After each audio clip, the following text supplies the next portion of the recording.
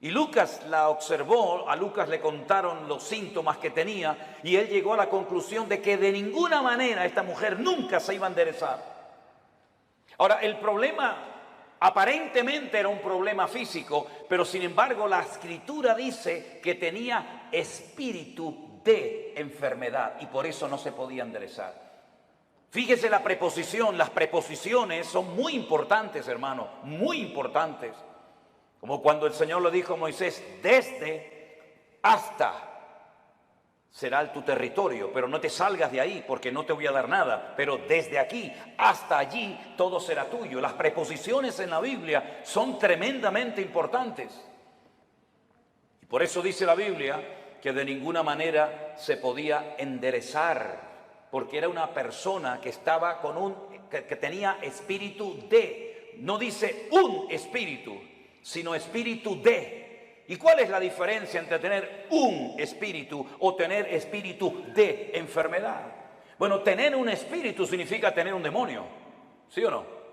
Tener un espíritu significa tener una presencia demoníaca en tu cuerpo, y entonces cuando una persona tiene eso, las evidencias son muy distintas, amigo.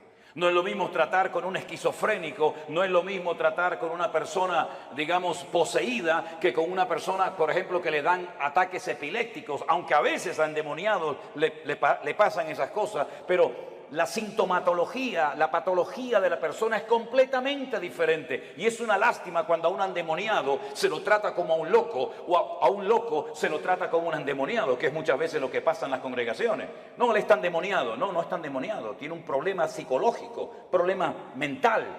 Por eso hay que orar mucho y pedir sabiduría y discernimiento al Señor para saber ayudar a cada persona según su verdadera necesidad y no lo que a mí me parece que tiene. Porque le puede hacer muchísimo daño a una persona, ¿verdad?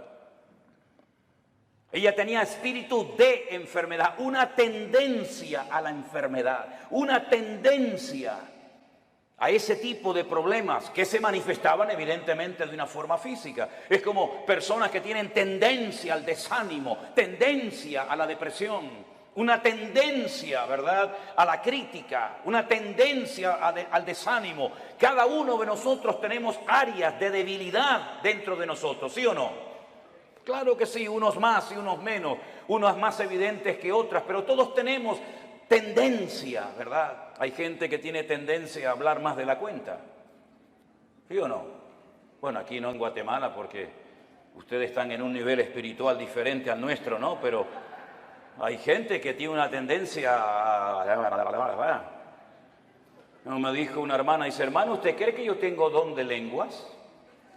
Y la miré así de arriba abajo y le digo, no sé si lo suyo es don de lengua, pero tiene una lengua que parece un don, hermana. ¿Sabe?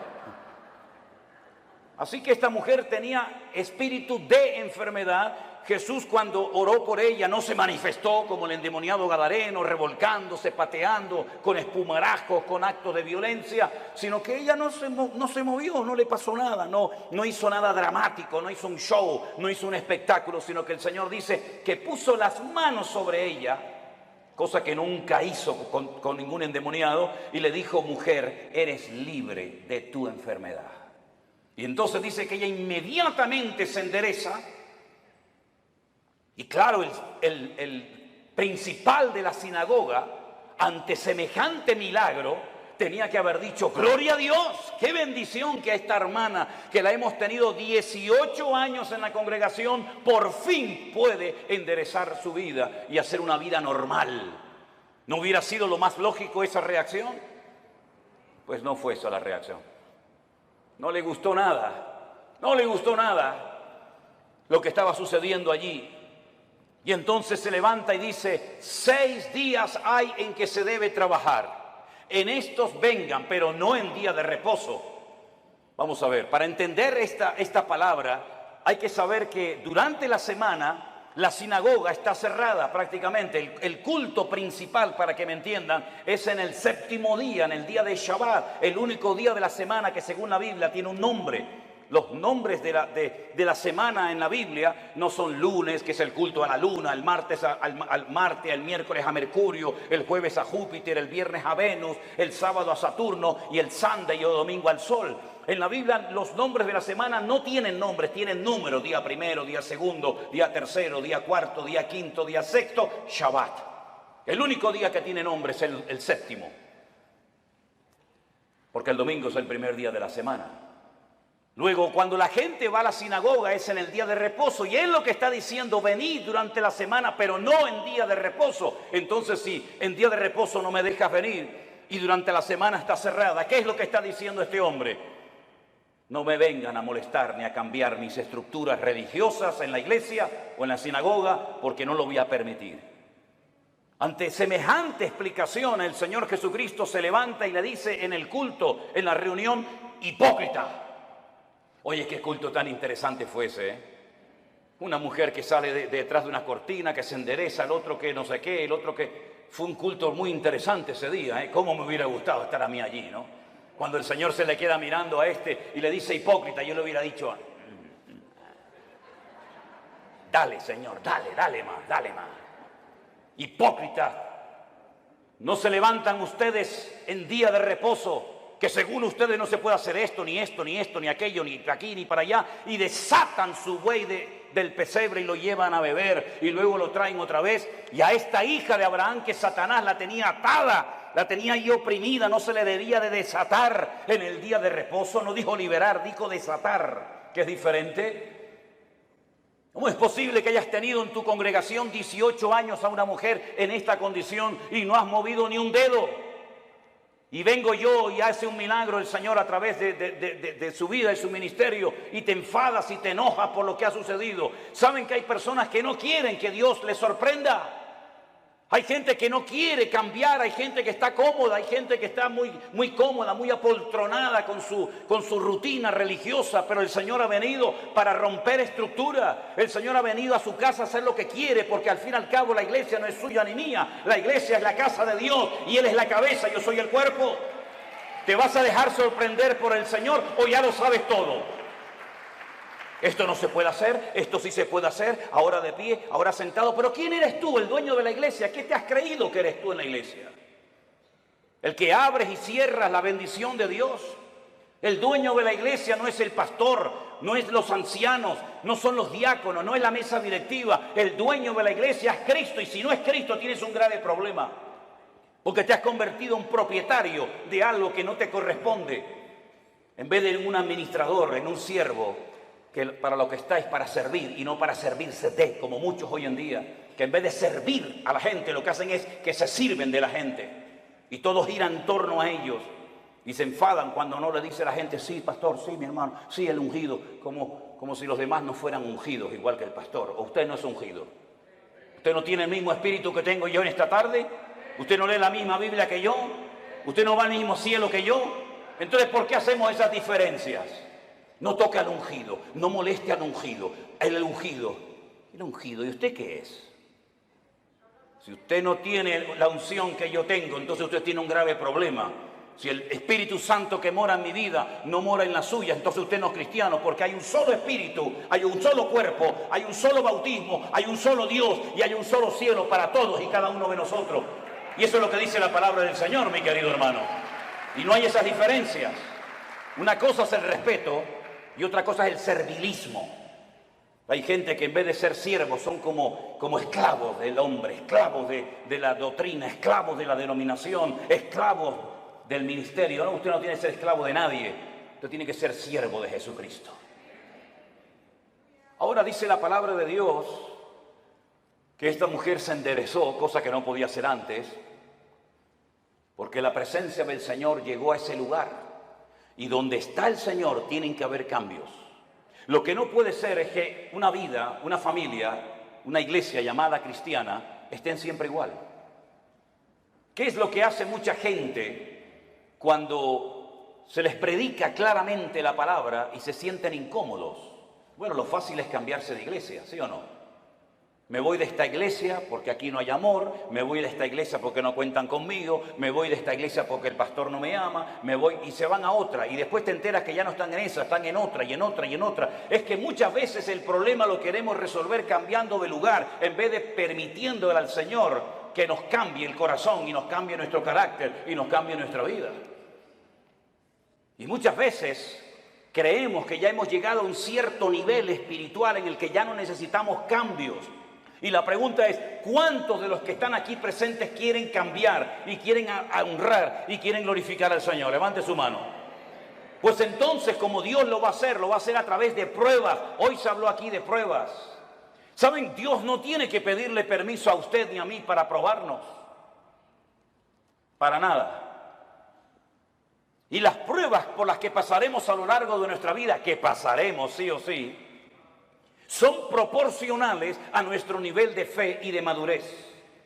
Lo cual quiere decir que Dios nunca jamás va a mandar una prueba a usted por equivocación, por error. Ay, esta prueba era para Juan y se la estoy mandando a Antonio. Esta prueba era para la hermana María y me equivoqué y se la mandé a la hermana Juana. No, no, para nada. Las pruebas están preparadas desde la eternidad para cada uno de nosotros. Y Él nunca nos va a mandar algo que no vamos a poder soportar y llevar. Y en el caso de que nos mandara algo que humanamente hablando decimos yo no aguanto, yo no puedo con esto, no te preocupes que el Señor te va a capacitar y te va a ayudar para que tú pases por la prueba con gozo y con la bendición de Dios.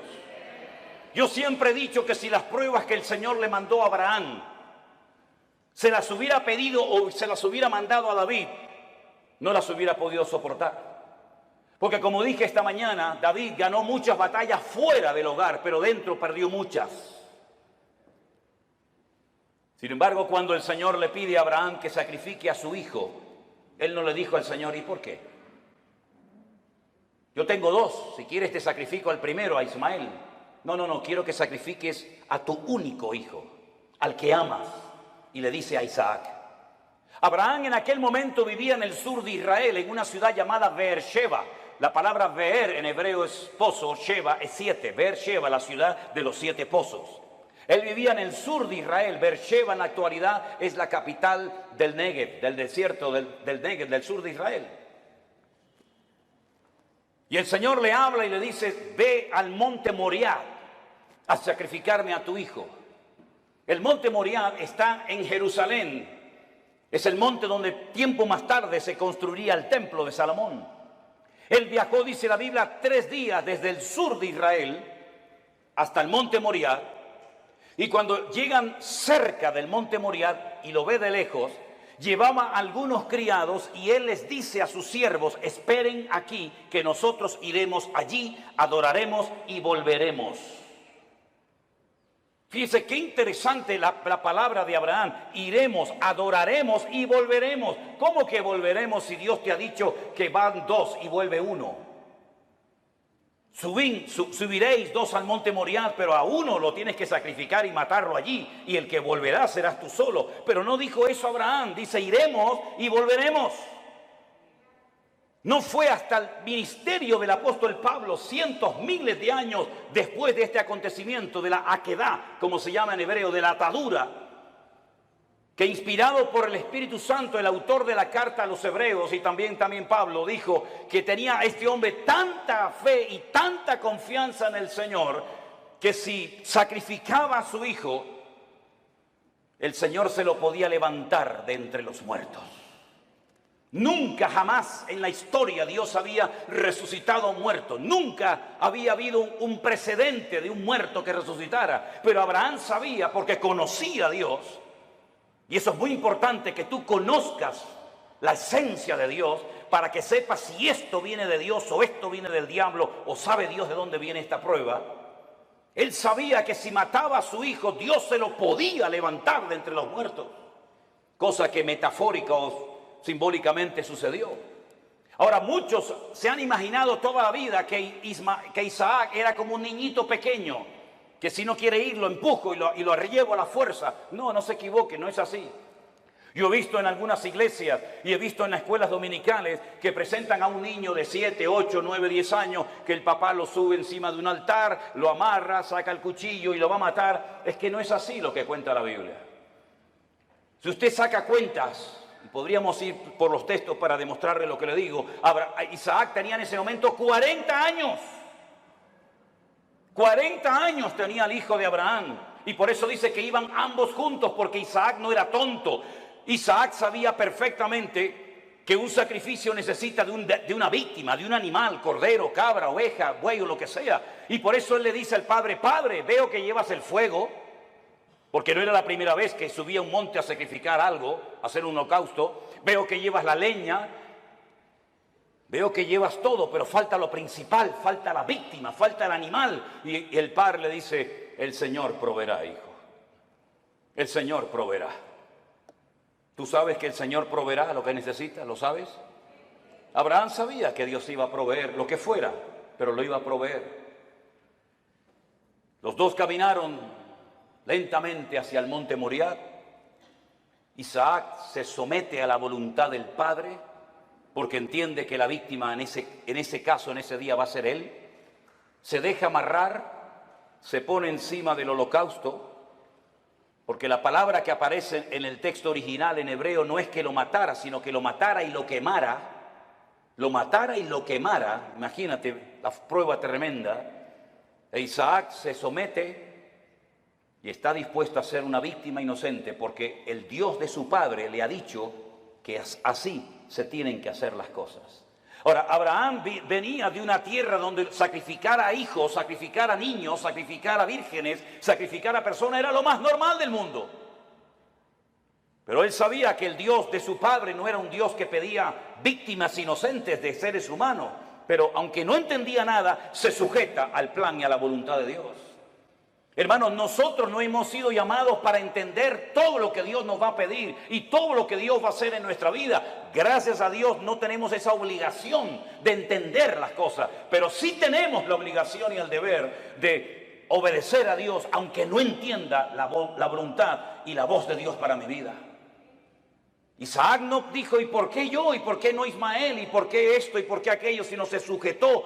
Silencio absoluto. ¿Oyen ustedes a Isaac hablando con su padre? ¿Oyen ustedes a Isaac quejándose contra Dios? En absoluto. Porque Isaac en ese momento, aunque él no era consciente, es un tipo de Cristo, sometiéndose a la voluntad del Padre eterno, entregando su vida por todos y cada uno de nosotros. Y en el momento en el que Abraham va a sacrificar a su hijo, dice que se oyó una voz del cielo diciendo: alto, Abraham, no lo hagas. La prueba no se produjo porque Dios quería comprobar la obediencia de Abraham. Es que Dios no te prueba a ti, mi hermano, ni a ti, mi hermana, para saber cómo vas a reaccionar. Es que Dios no necesita probarte para saber cómo eres. Es que Dios no necesita pasarte por una prueba económica, física, espiritual o de la índole que sea para comprobar si eres obediente o eres un rebelde, si eres una persona espiritual o eres un cabezón. Dios no necesita probarte para sacar conclusiones. Ya Dios te conoce desde el vientre de tu madre. Las pruebas son para que tú descubras cómo eres tú realmente delante de Dios. Es un test, es un examen, es una prueba que Dios te pasa a ti para que sepas si verdaderamente amas a Dios o no lo amas. Para que te des cuenta si eres tan obediente como dices o aparentas ser. Las pruebas no son para demostrarle a Dios nada, son para demostrarte a ti mismo el tipo de creyente que tú eres. No el que te gustaría ser, sino el que realmente eres en ese momento. Y en esa prueba sale tu verdadero yo. Sale lo mejor de ti o puede salir lo peor de ti.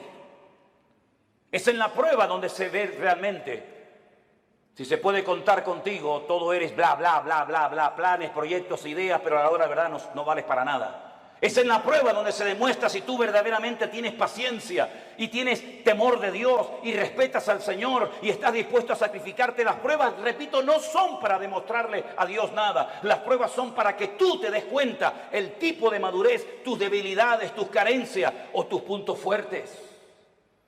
Y es interesante notar que no fue necesario que Abraham sacrificara a Isaac, porque quedó bien claro para todo el mundo allí presente y para las futuras generaciones que Abraham era un hombre que amaba a Dios. Fíjense qué interesante que Abraham nunca leyó la Biblia. Abraham nunca leyó los Proverbios. Abraham nunca supo nada del Apocalipsis. Abraham nunca tuvo un pastor. Abraham nunca habló lenguas. Abraham nunca, jamás asistió a ninguna congregación. Pero entonces, ¿cómo tenía tanto conocimiento de Dios sin pastor, sin iglesia, sin escuela bíblica, sin iglesia virtual, sin nada? ¿Cómo llegó a conocer tanto ese hombre a Dios? Porque Abraham se terminó dando a conocer como el amigo de Dios. ¿Y por qué fue amigo de Dios? Porque Jesús tiempo más tarde dijo: ¿queréis ser mis amigos? Pues haced todo lo que yo os mando. Esos son los amigos verdaderos de Dios. Aquellos hombres y mujeres que, aunque no entienden lo que está pasando, ni cuánto va a durar la prueba, son capaces de someterse a la voluntad de Dios, sin entenderlo todo, pero que conocen a Dios por la comunión y por la relación que tienen con Él. ¿Cuántos dicen amén? Lo mismo le pasó a José. José nunca fue a ninguna iglesia. José nunca tuvo un pastor que le instruyera, que le ayudara, que le aconsejara. José nunca leyó la Biblia, pero cuando llegó el momento de la prueba más grande de su vida, él salió corriendo, porque él dice: ¿cómo voy yo a pecar contra mi Dios haciendo semejante cosa? ¿Cómo él sabía si no estaban los 10 mandamientos escritos? No estaba ni una palabra, ni una coma, ni una tilde de la Biblia escrita. ¿Cómo él sabía que eso no le agradaba a su Dios? Porque el que conoce a Dios sabe lo que a Dios le agrada y lo que Dios abomina. ¿Por qué hay tanta gente en las iglesias hoy en día que están todo el santo día pidiendo confirmación? ¿Me puede el Señor confirmar si estoy llamado o no? ¿Me puede el Señor confirmar si tengo que ir allí o no? ¿Qué confirmación necesitas tú, mi hijo? Lea la Biblia, métase en la comunión con el Señor y no va a necesitar que nadie le ponga la mano encima para que le diga lo que usted tiene que hacer. Esa dependencia enfermiza de la oveja, del pastor, como si el pastor fuera su papá, como si el pastor le tiene que decir: vaya al baño ahora. No, ahora no vaya al baño, vaya para allá. No, eso no es así. Hay que ya crecer, hay que madurar, hay que aprender a ser autodidactas, porque llegará el momento que no existirá iglesia virtual, que no nos dejarán predicar en YouTube, que no nos dejarán predicar en Facebook. Llegará un momento que nos arrancarán las Biblias, llegará un momento que nos perseguirán, y en ese momento todo lo que han aprendido, si es que han aprendido algo, es lo que te va a mantener firme contra los ataques que vendrán en el futuro, mi querido hermano. No dependa de mí, por el amor de Dios, no dependa de la iglesia, dependa del Dios Todopoderoso, aleluya. Y si no lo aprende, dudo que aguantes la prueba, porque la prueba solamente la aguantan los que aman a Dios. Yo he descubierto eso, hermanos. Las pruebas no las sacan con buena nota, con buena calificación los que han aprendido a cantar muy bien. Las pruebas no las aprueban aquellos que saben, digamos, predicar muy lindo. No, las pruebas las aprueban con muy buena nota los que en el fondo aman a Dios con toda su alma y con todo su corazón. Porque cuando una persona ama, hace cualquier locura. Cuando una persona ama, está dispuesta a poner a un hijo sobre un altar y degollarlo como si fuera una bestia. Cuando una persona ama, es capaz de oír de los labios de Cristo: vas a morir crucificado como yo. Y Pedro dice: tú sabes que yo te amo, Señor. Cuando una persona ama, está dispuesta a estar solo en una cárcel, sabiendo que no estoy solo, sino que Él está conmigo, y puedo terminar mi carrera y guardar la fe. Y cuando uno ama a Dios de todo corazón, puede escribir una carta diciendo: en mi primera defensa ninguno estuvo a mi lado, todos me desampararon. Pero no lo habla desde la amargura, no lo habla desde el rencor o el resentimiento, sino que dice: no se preocupen, hermano, Demas me abandonó, Alejandro me causó muchos males, el otro se fue por aquí, el otro se fue por allá, me sacaron de la celda, me llevaron al juicio, nadie estuvo a mi lado, pero el Señor estuvo a mi lado y me dio fuerzas, aleluya, y me guardó de la boca del león. En el peor momento de su vida, cuando todos, Timoteo, Tito, Priscila, Aquila, Silas, el otro y el otro, tenían que estar con Pablo, ni uno apareció. pero el Señor estuvo a mi lado y me libró de la boca del león y me seguirá librando. A Él la gloria y la honra y el imperio por los siglos de los siglos, dice Pablo. A ese nivel tenemos que llegar, a ese nivel de fe, a ese nivel de madurez, a ese nivel de esfuerzo y sacrificio es al que tenemos que llegar todos y cada uno de nosotros. Porque todos vamos a ser probados en mayor o en menor medida. Y dice la Biblia que los que son fieles y aman al Señor, Dios nos guardará de la hora de prueba que ha de venir sobre todas las naciones de la tierra. Hace años atrás la gente de Europa venía a América, cuando el continente europeo quedó totalmente arrasado por la Segunda Guerra Mundial. Alemania quedó destrozada completamente, Italia quedó destrozada, toda Europa plagada de muertos, edificios derrumbados, familias destruidas, 6 millones de judíos asesinados en los campos de exterminio nazi. No había esperanza, no había trabajo, no había comida, no había nada. La gente cogía un barco y se iban a Argentina, se iban a Cuba, se iban a Venezuela, como mis antepasados se fueron en barcos de vela a Cuba, Argentina, a Venezuela, porque eran países que ofrecían una esperanza a millones de personas que lo habían perdido todo, padre, madre, salud, casa, de todo. Pero ya eso pasó a la historia, mis queridos hermanos. Y más ahora que hemos conocido y hemos descubierto la perla de gran precio, que es nuestro Señor Jesucristo. Yo no necesito ir a los Estados Unidos para ser bendecido. Yo no necesito irme a países árabes o a Dubái, porque allá hay mucho trabajo. ¿Es que acaso el Dios de Guatemala o el Dios de Nicaragua o el Dios de Haití o el Dios de Cuba o el Dios de Japón es más pequeñito que el Dios de allá? ¿No ha dicho el Señor, yo estaré contigo todos los días hasta el fin del mundo? ¿No nos ha demostrado el Señor que eres el dueño de la plata y del oro? Que no es mi esfuerzo personal, sino es la misericordia y la grandeza de Dios lo que a mí me permite hoy comer, vivir, respirar y tener victoria en mi vida. Permítame decirles que este muchacho que estuvo a punto de ser sacrificado, imitando o intentando imitar el ejemplo de su padre, cuando hubo miseria y los animales no tenían pasto para comer y faltaba el agua en los pozos, él sintió en su corazón hacer lo mismo que hizo su padre, que ir a Egipto. Oye, cada vez que había hambre y miseria en Canaán, siempre había de todo en Egipto. Nunca faltaba el agua, nunca faltaba el pasto, siempre en Egipto había de todo. Y el Señor le dice a Isaac, no vayas a Egipto.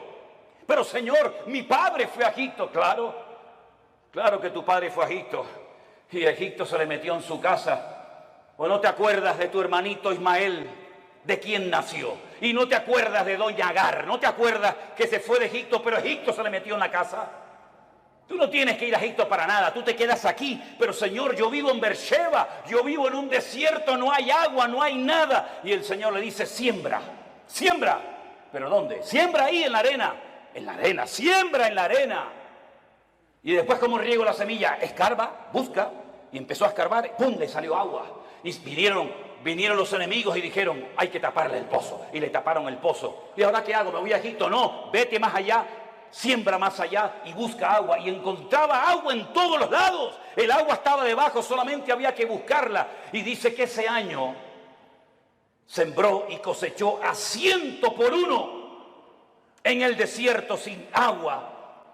Y al final vinieron los enemigos, los que le echaban tierra y piedras a sus pozos, a hacer un pacto con él, a pedirle perdón y a decir, se nota que Dios está contigo. Eso es lo que el mundo necesita ver en nosotros los cristianos. Que nuestra dependencia no está del dólar, nuestra dependencia no está de los países del norte. Nosotros dependemos del Rey de Reyes y Señor de los señores. Y el Señor está contigo como poderoso gigante. ¡Alabado sea Dios! ¡Aleluya! ¿No dice el Señor que yo soy el Dios de la plata y del oro? Qué fácil es decirlo, ¿no? ¿Sí? Nosotros hemos vivido por fe 40 años de nuestra vida y hemos enseñado a nuestras hijas a vivir por fe. Y hemos vivido desde el minuto 1 que nos casamos y desde el minuto 1 que salí de la escuela bíblica he vivido por fe. No he dependido de nada ni de nadie, sino solamente del Señor. Ha habido momentos de abundancia, ha habido momentos de escasez, pero el Señor nunca nos ha fallado, jamás. Jamás.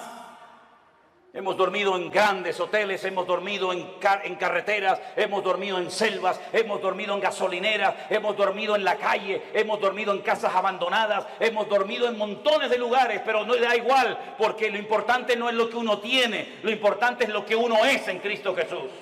Y ese nivel de fe es la que necesitamos hoy en día los cristianos del siglo XXI. Yo decía esta mañana, y se lo recuerdo, que a veces el mundo se ha metido de tal manera en nuestras vidas que parece que si no tenemos el último zapato, la última camisa, el último teléfono, la última computadora, como que nos entra la depresión. Y yo pregunto, ¿qué tenía Pablo? ¿Qué tenía Pedro? ¿Qué tenía Santiago? ¿Qué tenían nuestros hermanos en la Segunda Guerra Mundial? No tenían nada, pero cuanto menos tienes es cuanto más el Señor está contigo. Y esa es la vida que el Señor quiere que vivamos. Por eso yo siempre he predicado y lo digo. Hermanos, la Biblia que predicamos es la misma. El Espíritu Santo es la misma. El Salvador es el mismo. El poder de Dios es el mismo, pero la iglesia no es la misma. No, la iglesia no es la misma. He conocido cristianos en Estados Unidos, mejor dicho, pastores, que me dicen, ¿saben lo primero que me pregunta una persona cuando viene a nuestra iglesia pensando en la posibilidad de hacerse miembro de la iglesia? Digo, no, dice, ¿tienen buenos aparcamientos, buenos estacionamientos para los carros aquí? Sí. ¿Tienen aire acondicionado las clases de los niños? Sí.